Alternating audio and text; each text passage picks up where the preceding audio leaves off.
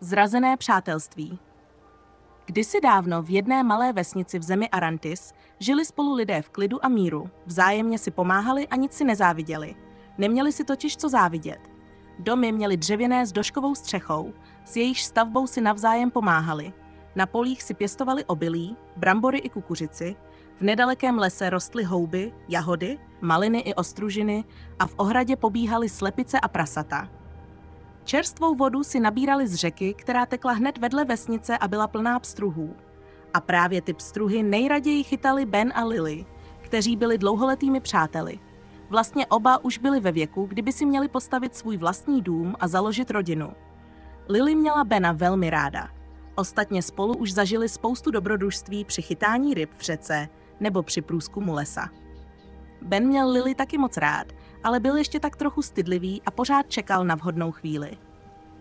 Jednoho dne se ve vesnici z ničeho nic objevila krásná mladá žena. Jmenovala se Zara a moc prosila všechny okolo, aby s nimi mohla ve vesnici zůstat. Ztratila se totiž v lese a neměla, kam by jinam šla. A tak ji ve vesnici přijali.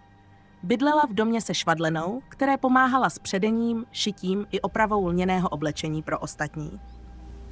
Švadlena byla se Zarou moc spokojená. Byla ráda za pomoc i za společnost při práci. Jenže Zara nebyla úplně obyčejná dívka. Byla to čarodějka, která se zajímala především o sebe, svou krásu a mládí. A svou moc čerpala z neštěstí druhých lidí, jenž jim sama způsobila, takže se začala postupně švadleny vyptávat, kdo je ve vesnici nejšťastnější nebo nejbohatší. Ale tady ve vesnici si byli všichni rovni, spokojení, a tak se Zara musela poohlédnout po někom sama. Začala tedy více a více chodit mezi lidi, pomáhala druhým a byla velmi přátelská. Ale nebyla vůbec upřímná a snažila se jen najít někoho, komu by mohla ublížit. A když jednoho krásného rána uslyšela hlasitý smích Bena a Lily, jak si radostně a společně vykračovali napříč vesnicí rovnou k nedaleké řece s pruty a sítí, ihned jí napadlo, že tyto lidé se přeci jen něčím odlišují od ostatních. Od té doby myslela pouze na to, jak by v těchto dvou lidech zažehla plamínek nedůvěry vůči sobě. Plamínek, který by se postupem času rozhořel natolik, že by se z nedůvěry stala nenávist, a ta by dala Zaře tolik síly, že by si udržela svůj mladý vzhled a krásu na další roky. A tak se stalo, že se Zara dala do řeči s Lily, o pár dní později promluvila s Benem a postupně a nenápadně začala oběma říkat různé malé lži o tom druhém. Začala šířit mezi ostatními lidmi z vesnice fámy o Lily a Benovi a vše dělala velmi opatrně a promyšleně. Ostatně to byla jedna z jejich největších předností a dělala to již celá staletí.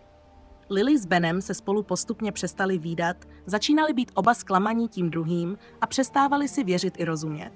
Přestali spolu chodit na ryby, přestali se spolu smát a začínali věřit tomu, že jejich přátelství bylo vůbec někdy tak pevné a upřímné. Jednoho dne se Lily na návštěvě u své babičky rozplakala, protože se jí začala vyptávat, proč je dívka tak smutná.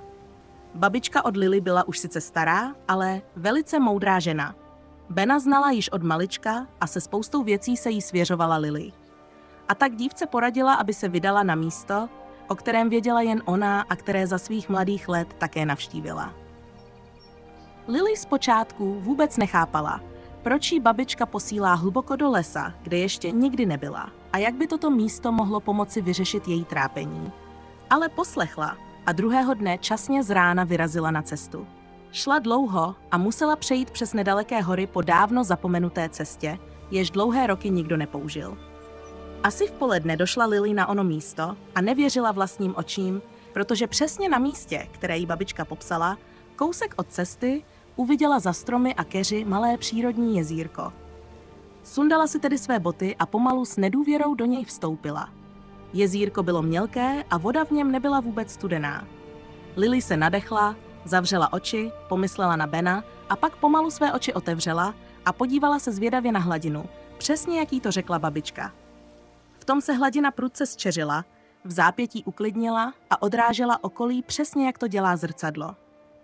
Lily nejprve uviděla sebe, pak se její postava i tvář změnila na postavu Zary a pak už jen sledovala, jak Zara chodí sem a tam.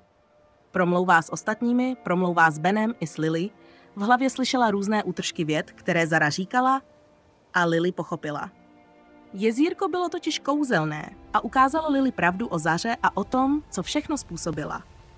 Lily s úžasem vykřikla a vydala se co nejrychleji zpět do vesnice, kde vyhledala Bena a všechno mu pověděla. Ben jí zprvu moc nevěřil a neustále kroutil hlavou.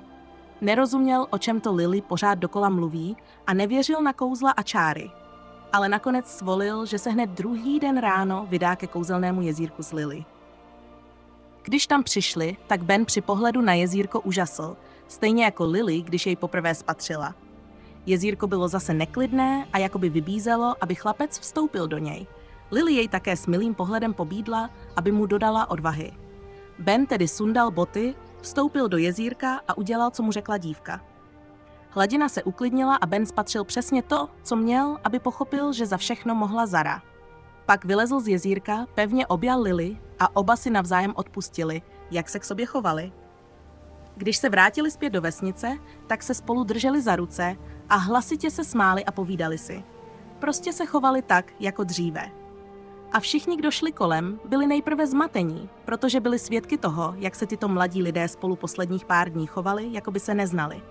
Ale po chvíli mávli rukama, usmívali se a byli za ně moc šťastní, protože je měli rádi. A když je takto spatřila Zara, tak byla vzteky bez sebe. Začala křičet na Bena i Lily a pak i na ostatní. Nechápala, jak se mohli ti dva zase usmířit. A jak se tak vztekala a přitahovala na sebe pozornost, tak se lidé kolem zastavovali a kroutili nevěřícně hlavou. A v tom vzteku se Zara začala nějak měnit. Začala jakoby pomalu stárnout a najednou přestala být tak krásná a přitažlivá. Všichni kolem pochopili, že s touto dívkou, tedy teď už spíše starší paní, není něco v pořádku a že vnesla do jejich vesnice jen nenávist a zlost. A protože i Zara pochopila, že zde už svou sílu nikdy neobnoví, tak nebylo třeba čarodějku nějak z vesnice vyhánět. Odešla sama a už se do vesnice nikdy nevrátila. Možná to zkouší dodnes v jiné zemi a s jinými lidmi, ale to už se nedozvíme. A co se týče Bena a Lily, tak jejich přátelství se nakonec ještě více upevnilo a brzy se z něj stala láska. A věděli, že zvládnou překonat spolu v životě jakoukoliv překážku, protože mají jeden druhého.